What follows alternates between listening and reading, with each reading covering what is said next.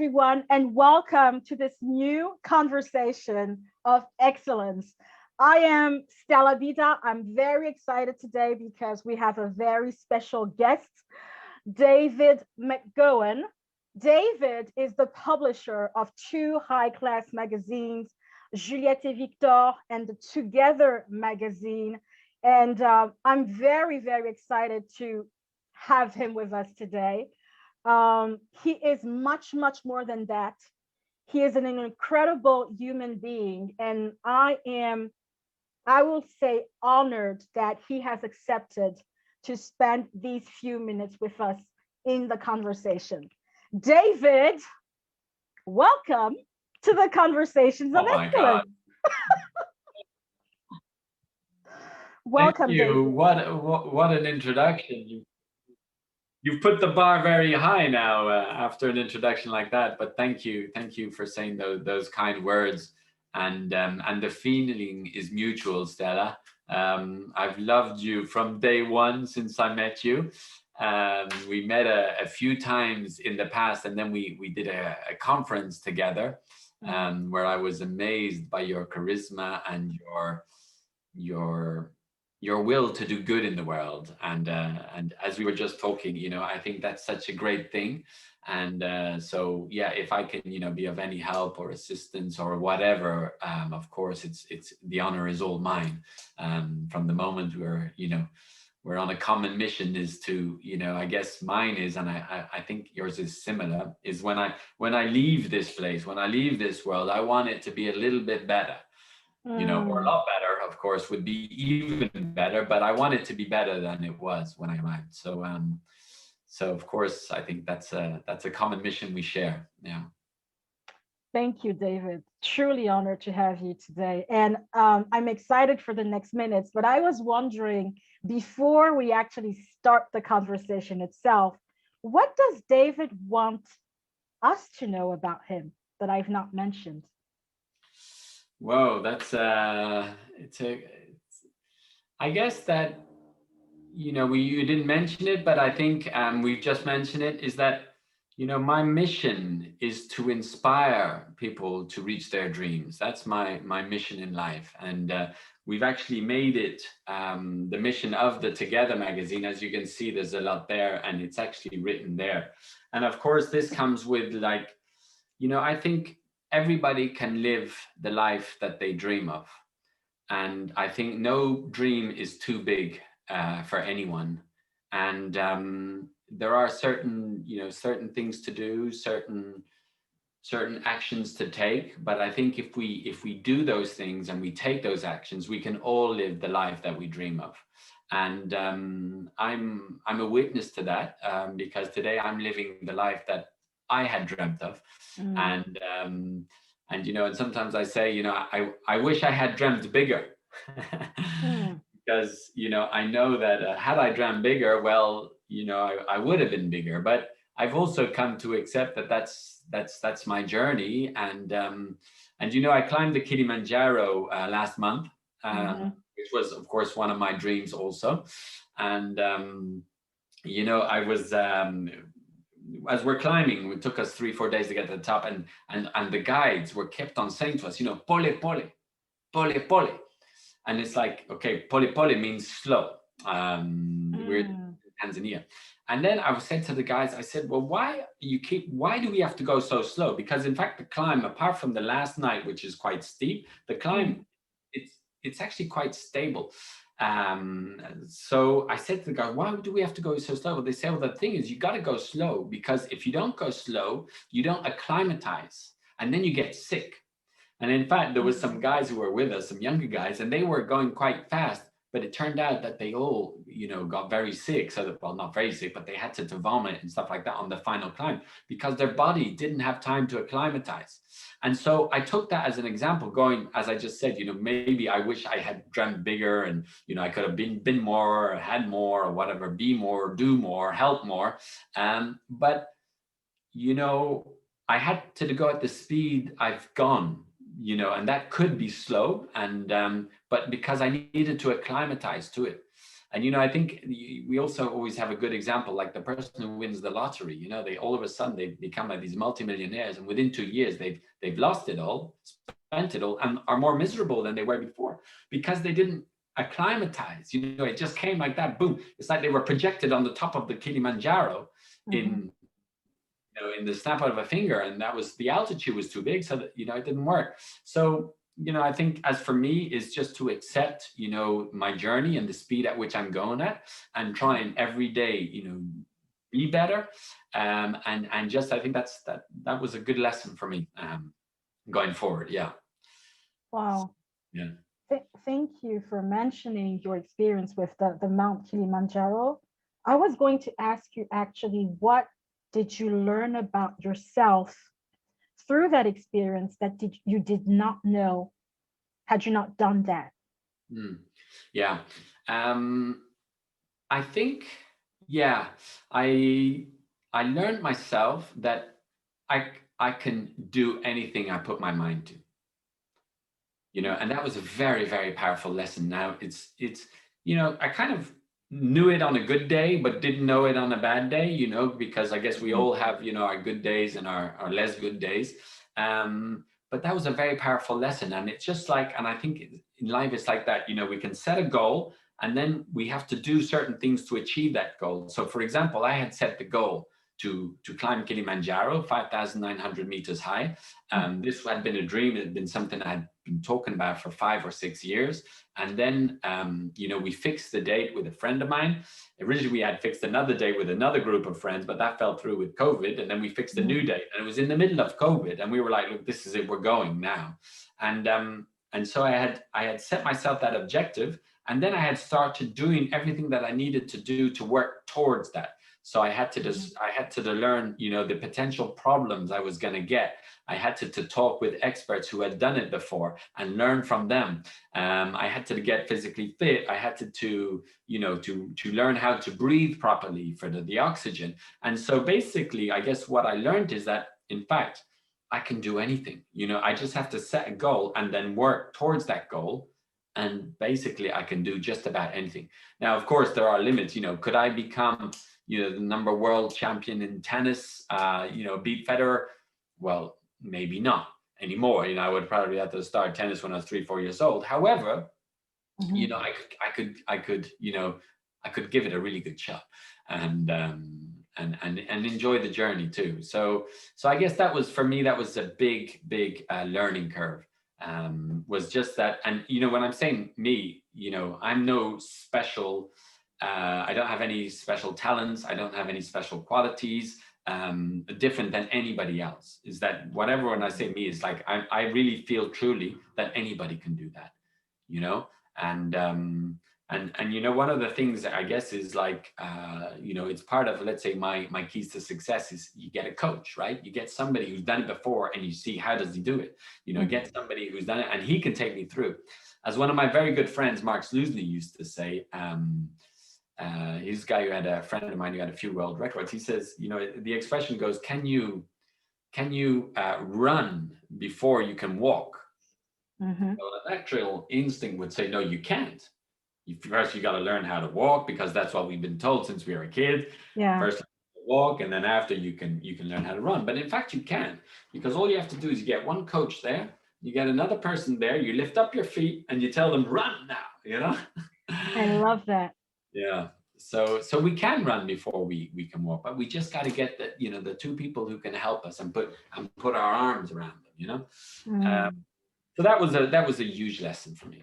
Yeah. Wow. A great lesson. How powerful is that? I could do anything. I just need to fix myself an objective and go. Yeah. It's the same in life. Is your GPS turned on? I think we've had this conversation before, right? Mm-hmm. A few months ago, in fact, probably a year ago, right? When we met in our offices. Mm-hmm. Like in life, we all have to turn our GPS on, so set an objective. Where do I want to go? What do I want to do? Once I'm going there, once I know where I'm going, then I can take the steps and the actions and the study to get there. Yeah. So, that's quite powerful. And there's a word that you mentioned several times, which actually also appears in, the motto of your magazine, which is the word dreams. Mm. And I have the feeling that the vision that you had put for yourself for life around that word is quite powerful. Actually, it was one of the questions that you asked me. Said, Stella, what's your dream? And I was like, oh, that man is taking time out of his life to know more about my dreams. And my question is to know, what is the underlying reason why you take so much time in making sure that others reach their dreams? Why is it so important for you? Yeah. Well, I think there's probably a few reasons. First of all, I love life, I love people. So I Yeah. think the more people are happy, the happier people are, the better life is. Mhm. And I think if someone is reaching their dreams, well, then they're probably going to be in a happy place. For example, one of our mentors, or both of us, Tony Robbins, right? I know you're a big fan of Tony Robbins. His definition of happiness, he says it's based on two things. The first is gratitude. Mhm. Are you grateful for what you have today? And the second is progress. Are you progressing in your life? Which means tomorrow, are you a little bit closer to your dreams than you were the day before? Are you progressing? Are you a little better? Now, I think Mhm. that's such a powerful definition of happiness, because it's true. We see, like, some, let's say, for example, very, very, rich people, they've got everything, but they're not happy. Why? Because sometimes maybe they have no more progress in their life, and they have got no more gratitude. Mhm. Tony Robbins talks about the guy who's come back down from the moon in his conference, and he says, like, he's 30 years old, he's just been to the moon, he comes back, he meets the president, and he meets all these crazy important people. Then after, what's next? Once you've been to the moon and back, and you've met the president, you met Mhm. all these crazy people, what's next? And Mhm. so to be happy, and I think that's it's been one of my goals forever. I just wanted, a happy life, because I understood that if I'm happy, I can help other people to be happy. Mhm. And so this person who comes back from the moon, he can just be grateful. And in fact, Tony Robbins talks about it. He's like, you can be grateful, just for the wind, just for the Mhm. fact. In fact, we spent some time in South Africa, and we went through the shacks near Cape Town, and it was like, oh my God, these people who are living in shacks, they have like one bathroom for 100 people. And of Mhm. course, because the hygiene is so bad, of course they often have to go to the bathroom and have like all sorts of diarrhea. But like, if what it's like, they got 20 people in front of the toilet, you can't go. So of course, then it's, they have to do it, and they have to walk kilometers to get drinking water and stuff like that. And Mhm. so I can just be grateful for when in my home, if I turn the tap, I got some water comes out. I can go in the shower, I even have hot water. That's Yeah. so many things to be grateful for. And so I love that definition of happiness. So I think that's one of the things. And then, to be honest, it's probably also very selfish, is that I understood that there are, as we say, certain universal laws. So you have the law of attraction, you got the Newton law, you got all these different laws. La loi de la pesanteur, what's that in English? You throw something in the air and it comes back down. All these laws. And one of the Yeah. laws, which I believe in, is whatever you want in life, first learn how to give it. Mhm. So if you want love, give love. If you want Mhm. friendship, give friendship. Do you ever notice that? Like, for example, the person's walking down the street, and he's bumping into all these people, and he says, God, these people, they're so rude. Nobody says hello to me in this country. He says, well, Mhm. walk back down that same street and say hello to people. And then you walk down, you say, hi, how you doing? Hi, hello, hello. All the people are saying hi, hi, hi. And so there you go. I think that's a perfect example. If you start by doing it, then people will react accordingly to you. And so Mhm. if you want friendship, give people friendship. You'll have loads of friends. You want love, give people love. You'll have loads of love. You want money, give people money. Money will come back to you. If Mhm. you want to live your dreams, well, help other people live their dreams. So there's also a selfish aspect to it. Wow. Um, yeah. I I actually love your sense of honesty in the way you position, the well, selfish, but the honesty in positioning it this is what I want. Well, this is what I'm going to give to others. It's beautiful. Um, and I'm going to hop on that and ask you a question regarding honesty. Mm-hmm. I've observed you and the way you interact with your team, the people you work with, and I could see that there was a strong bond between you and the people you work with. Like you really like the greatness of the human being and the leadership that you show. And regarding honesty, especially nowadays with COVID, etc., it seems that people have become more open in sharing themselves. Mm-hmm. And my question is for you, for the great leader that you are.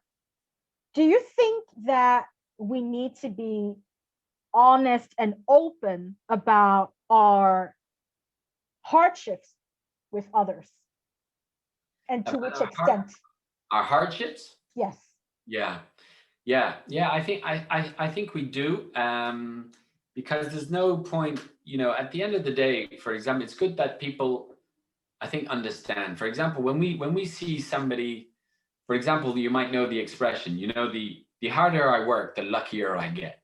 Mm, And we see, oh well, this person, he's just lucky. He got mm, this happened to him. He's lucky.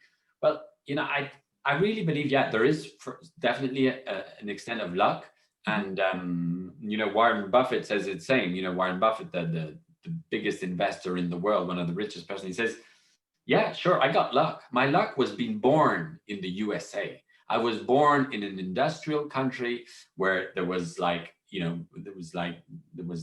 poverty, mhm, and there was a lot of opportunity. That was my luck. But from there, mhm. and all the other people who were born, or as in born in a reasonably good family. So I believe that was my luck. Also, I was born in Europe. There's a lot of now. If I was, for example, born in a poor country, in a poor family, in the shacks, that I talked about, where like you're the 10th kid, you probably, by the time they're 18, probably, I think it was like something ridiculous, like 90% of the girls will have been raped. So that's already taken you from a very, very difficult point. But then we know, for example, one of my inspiring ladies in the US, what's her name, who was also actually raped as a child, but then she managed to turn that in. The journalist who just interviewed Prince Harry and Meghan. Yeah. Oprah. Oprah Winfrey, fantastic, and I love it. And she's a great example that we can also, the hardships that we get, we don't have to let them ruin our lives, that we can Yeah. transform them into power. And I think that we all go through hardships, and as the expression goes, we all have our cross to bear. We all at all time. And so when I see people, and I see people with success or stuff, I'm like, yeah, that's amazing, because I know that it didn't come to them easy. They probably had to have hardships. They've gone through them. They've overcome them. And I think it's good to that I can explain the hardships that I've had. If people are interested, it's not like I want to tell you're going to come out and tell you about them and say, look at no. But if you're interested, I can tell you about them, because that can also, I think people can identify and say, wow, he had these hardships too, and he overcome them. That means I can also overcome them. Yeah. And I think like Oprah Winfrey, who's inspired so many people. Now, I don't know exactly her story, but I think she was raped by her stepdad or something traumatic by the age of 13 or something. So, I mean, we can imagine that these are traumatizing experiences, but to take those experiences and to be able to become stronger thanks to them is like so inspiring. And to do the good that she does, she's like this incredible lady, definitely, and it has always been an inspiration for me. And so yeah, I think it is important to to be able to tell people about that it ain't easy. And what I try and do is, I think one of the key characteristics about leadership, and thank you for telling me that I'm a great leader. It's I really do think you are. Thank you for saying that. Is, you know, and I remember I was at a conference recently from Arnon Barnes, who's actually my personal business coach. Arnon Barnes, he also does the Millionaire Mind Intensive program. Mhm. Fantastic program. Everybody should go to that. I think at the moment they're not doing any physical events, but probably they will, hopefully within the next year. Millionaire Mind Intensive by T. Harv Eker. Fantastic course. And you know, as that one, and we were talking about leadership, and there was this gentleman who was, you know, big leader of a big company, and it's like the guy had read more than 20 books of Ken Blanchard. Now, Ken Blanchard is probably the biggest author on leadership, but the guy had read 20 books, you know, so it's not like just leaders are born or leaders, no, leaders, you know, you can come into this position, but it's through work and learning. And I remember what the gentleman said to me at the end. He said, David, what's the one characteristic of a leadership? This was a few years ago. And I said, well, it's you know, getting your team to be on board and to go, you know, towards a great destination, you know, where we're sort of like, where we're going towards that island where the Bahamas are, you know, so come with me, you know. And he's like, no, he says the one greatest characteristic that the leader has to have is to serve, Mm. you know. And I was like, wow, yeah, I never realized that. It's like to serve the team. And I think what better way to serve, let's say, your team by sort of, you know, working with them and helping them at all stages, where you say, okay, you need help, just come to me, let me help you. What can I do? And then, you know, also saying, look, it ain't easy. I know what it's like. You're doing a great Mm. job. Let's do it together. Can I help you? And I think that's a fantastic characteristic. That's something that, you know, it really, it talked to me. Yeah. So to great leaders are, you know, there to serve. And in fact, we see it like with the royal family in the UK. I don't know if you've been watching the what the it was on Netflix there, the about the royal family, but you see they're at the service of the people. You know, that's their role, and it's ingrained in them. Is that to be able to stay the royal family, they have to be at the service of the taxpayer, the people, and I think that's really great. So for me, a great leader is always there. Perhaps also to, you know, to identify the destination and get everybody on board, Mhm. but to serve his colleagues. Yeah. Mm. Beautiful. Thank you for that. It's you're really a leader of excellence. And Yeah. I would love to maybe share with the people who are listening my personal experience with you. One of the things that I really appreciated from you is your presence. Um, I still remember that day when you invited me at your place and you really took the time to listen to me.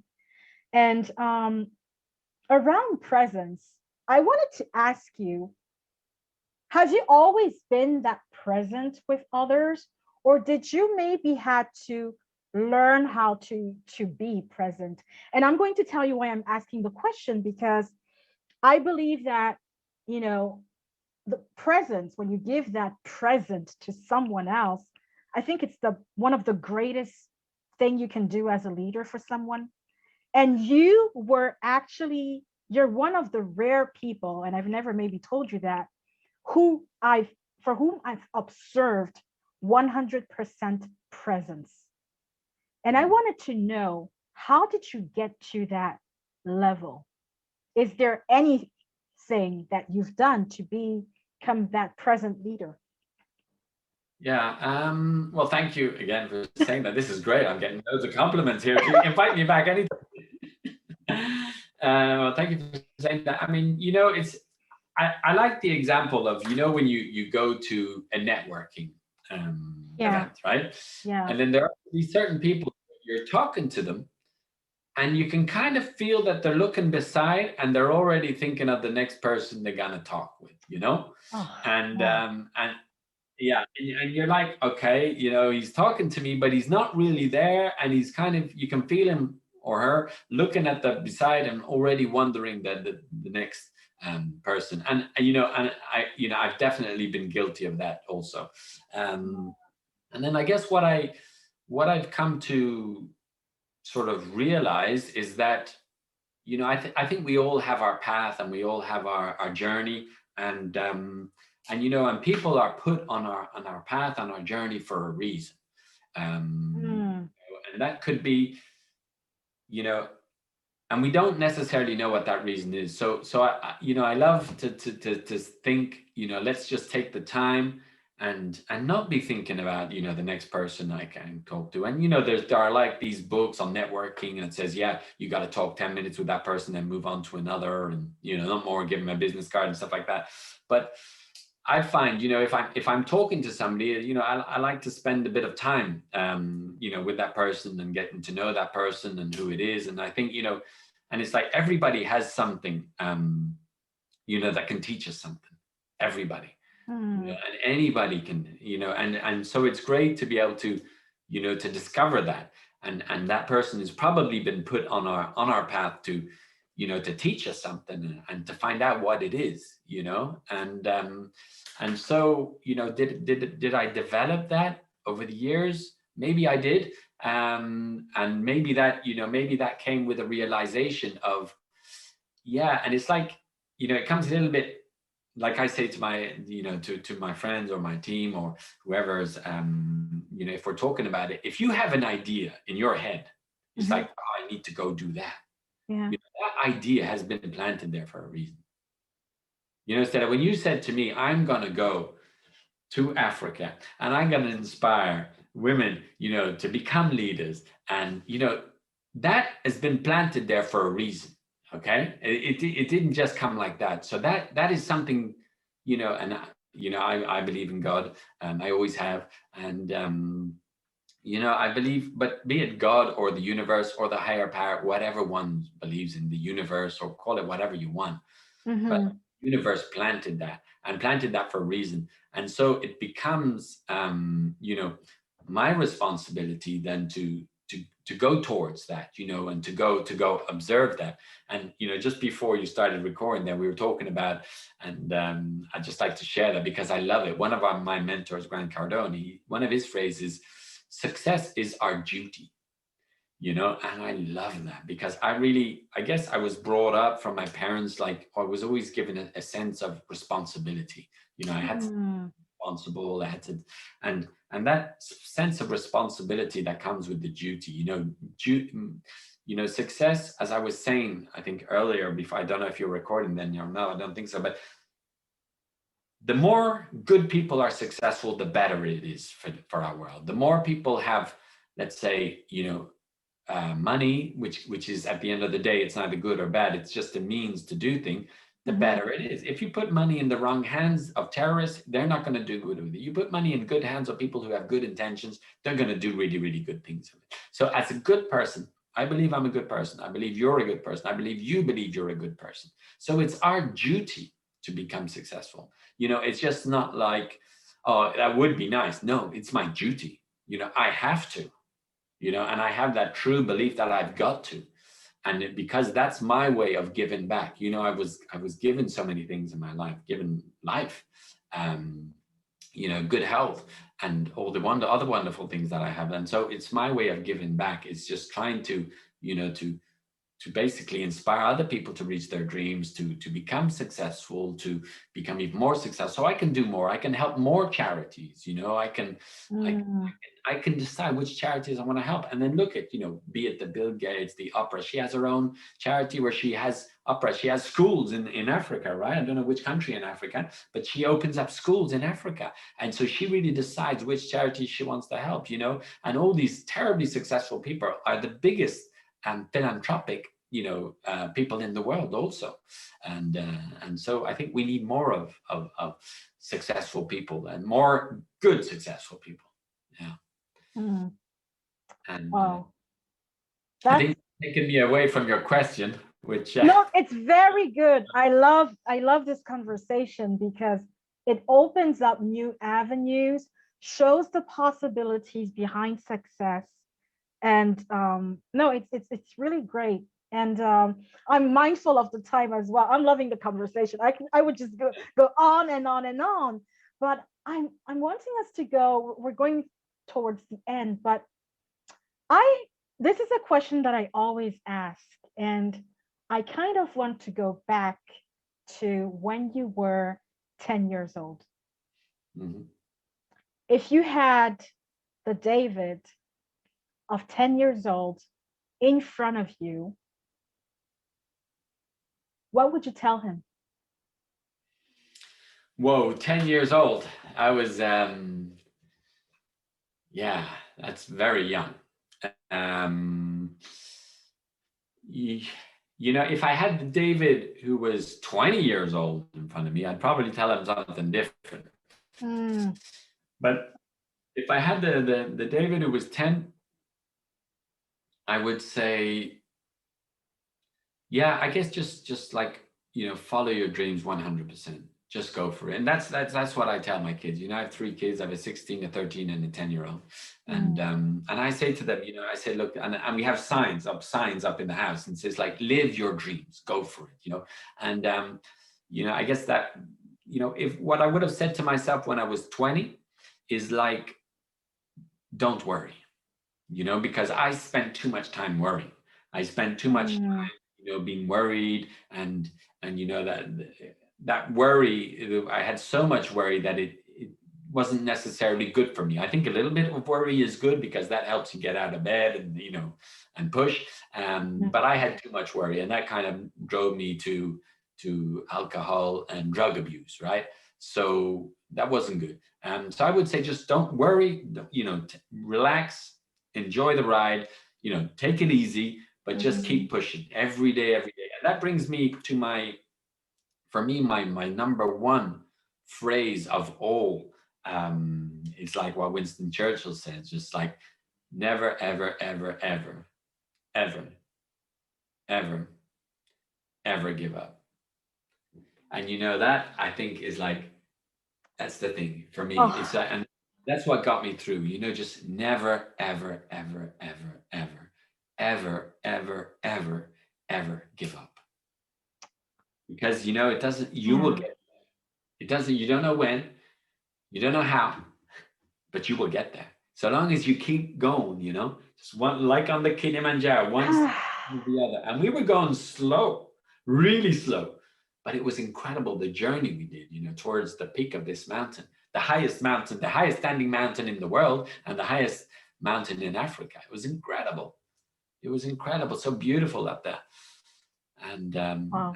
yeah, and I think that's really powerful because that really got me. There's many times, and as an entrepreneur or anybody, or even as an employee, or when you're doing something hard, we have Yeah. a tendency to want to give up. But I think once we've established that's part of our mission, um, is just to keep on going and keep on going for it, and yeah, just to turn the GPS on. I think that's important. For example, like when I started, I had like young kids, and I was like, I don't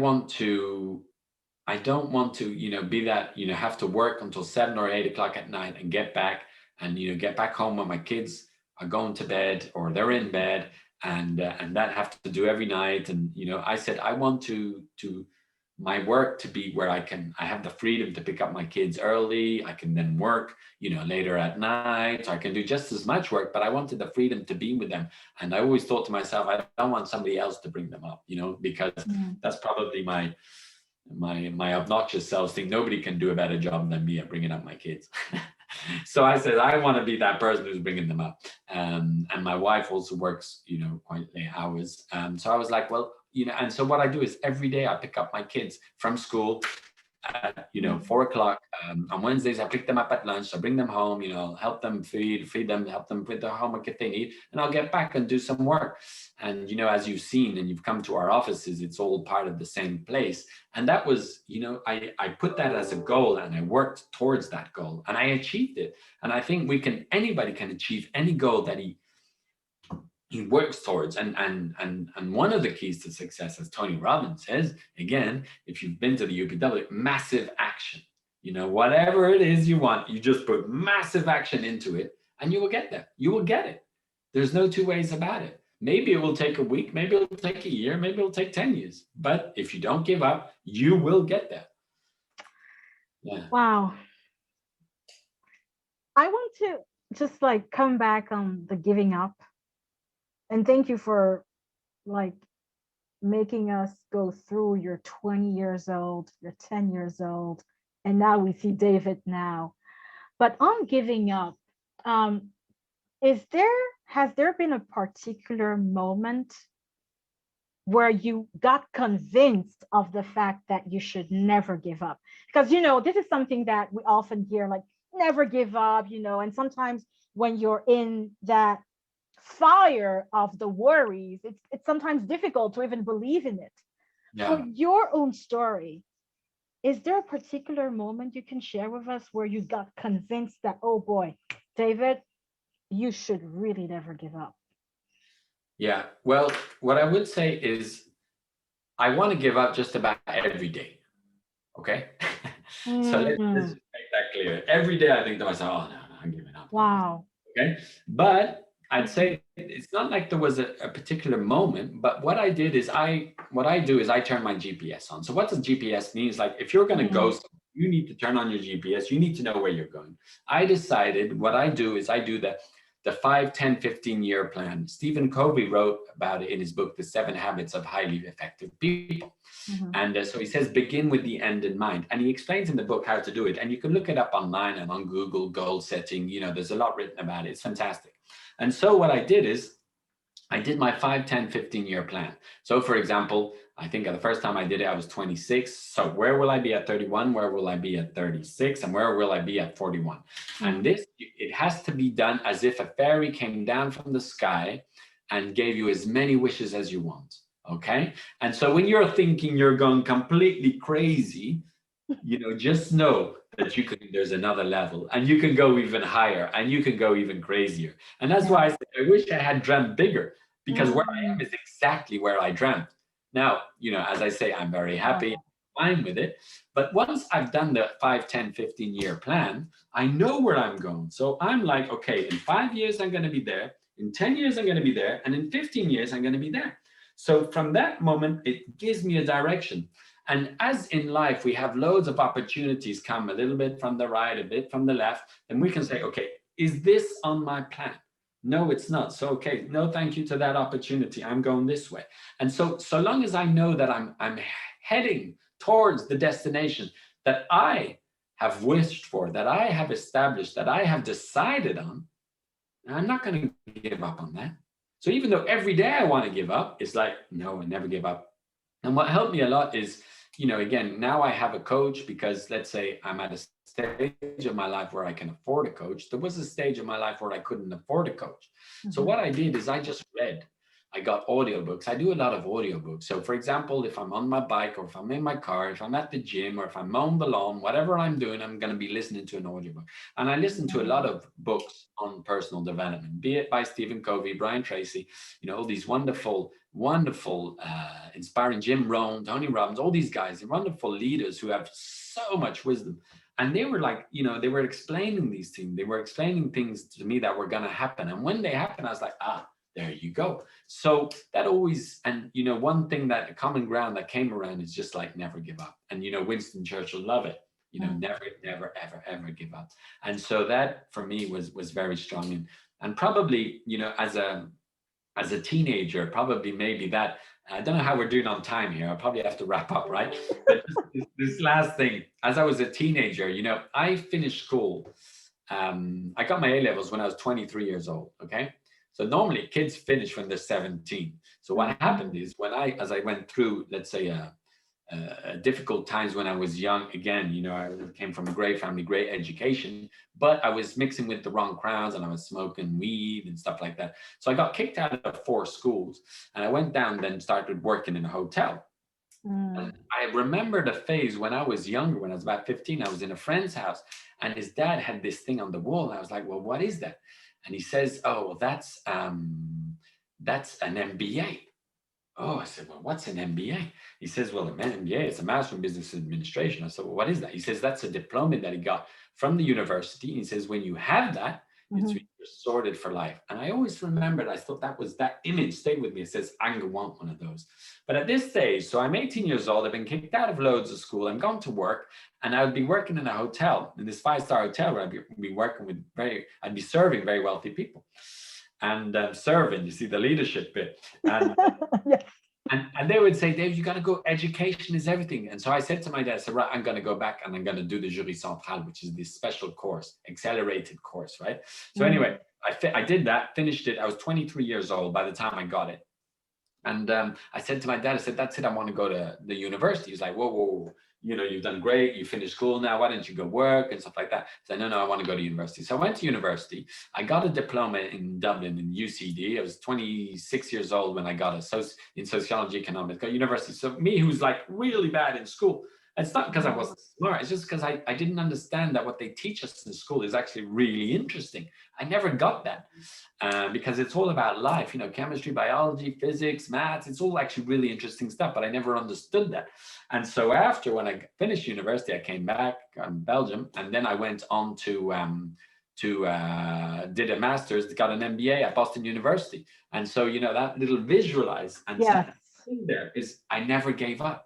And so sure, I was like probably 3-4 years later than anybody else, but I was like, what does it matter? If I live till, you know, I don't know, I'm 70 anyway, what does it matter if I'm 3-4 years? It doesn't, you know, it doesn't matter. And so that already was ingrained to me, that should never give up, you know, if I don't get up, and that stayed with me, yeah. Wow. David, it's beautiful that you really took us with so much humility through your different steps of life, with so much openness. Thank you very much for doing that. That's true leadership. It's beautiful. It's actually beautiful to show people, like, you know what, I'm a human being. I've done my stuff too. I'm figuring things out, but it works. I'm still here. So thank you for taking us through your journey like that with so much openness. It's beautiful. I'm really delighted to have that we have you today. And I'm also mindful of the time, and I just wanted to end with this last question, David. What is the question that I've not asked that, if you can sum up in a few words, maybe I haven't asked a question to help people to not give up, you know, go for it, like. Yeah. I would say maybe something we haven't talked about, even though you just mentioned it. You said, I'm mindful about the time. You know, me, the fact of being mindfulness is something very, very important. And I think it's something, I love the expression, I have to stand guard in front of the ideas that come into my mind. Oh, wow. You know, because I need to be very, very careful what I feed my mind with. For example, I don't watch the news. You know, I don't watch all these sensational news stuff and things that are bad. Even like when I'm surfing the web or I'm on Facebook, those videos, I be careful what I watch. I don't want to see people fighting. I don't want to be seeing people kidding. I have to be very careful what goes into my mind. And I need to feed it with positive things, you know? And so I think that's very important. And meditation has helped me a lot. I've, you know, I do priming, I do meditation every morning, because then I can be aware of the thoughts that are coming into my mind. And, you know, and then I can decide whether I react on them or not, or how I react on them. For example, it is proven that 90% of our thoughts are negative. So if you do the exercise, you take a minute, write down all the thoughts that go through your mind, 90, and then scribble them out, which put a like red mark on the negative ones, you'll notice that probably 80%, 90% are negative. And so when we realize that, we can be mindful and be careful of the thoughts that come into our mind. And then just, it's not because we think it that we have to act on it and we have to do it. You know, we can notice it and say, okay, thank you. Thank you for sharing. Now you can move on, you know, continue your way that way thoughts, you know, and just remember that this brain we have, you know, was created, you know, a lot of it, you know, to protect us, like fear, you know, false events appearing real, you know, this fear we have, most of the things that we fear never actually come through. So I think that's a very, very important aspect, is to be mindful. So to, you know, to identify the thoughts, see which thoughts are coming in, and just react on the good ones, and also be, you know, we said birds of a feather flock together. So if you want to be, you know, successful, or, you know, hang around with successful people, you know, it's like surround yourself with good, positive people. You know, it's not that we have to ignore the negative ones, but at the end of the day, the negative ones just want to be negative. And if you're being positive, you're actually annoying them, you know? So Sorry, I had to laugh on that one. It's so it's true. strange, isn't it? Yeah.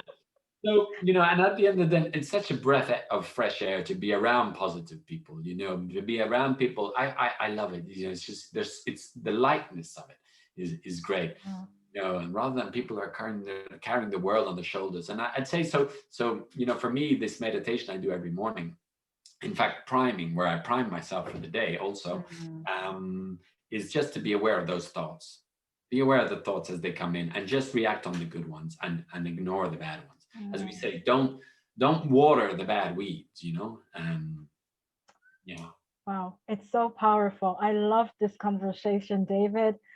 The time is out. It's finished. But thank you so much, David, for taking the time, sharing with us, going through your own life and everything. I personally enjoyed the moment. And I know that the people who are going to watch are going to enjoy what you shared too. So thanks a lot for being with us, David. Thank you, Stella. And it's always such a great pleasure and honor to, you know, to be on this show with you. And congratulations on what you're doing. And you know, the people you're inspiring through these conversations that you have. And you know, at the end of the day, I think it's like what is it? It's like, you know, when you throw a little rock in a pond, it does ripples, right? And it's like the ripple effect, right? And it's like, even if, you know, you're not inspiring, let's say, millions of people yet, even if you only inspire one person, you know, that one person, it's going to affect his direct family, his friends, you know, the ripple effect, their friends. So it's, you know, it's such an important thing. So congratulations to you, and thank you, especially for what you're doing, you know, and it's amazing. It's always a delight to see you, and you know, to be with you, and to, we don't spend enough time together. We need to spend more time together. I haven't seen you physically in, what has it been, a year, two? Yeah. Yeah. Thank So you, David. Thank you so much. back to these events and stuff. Yeah.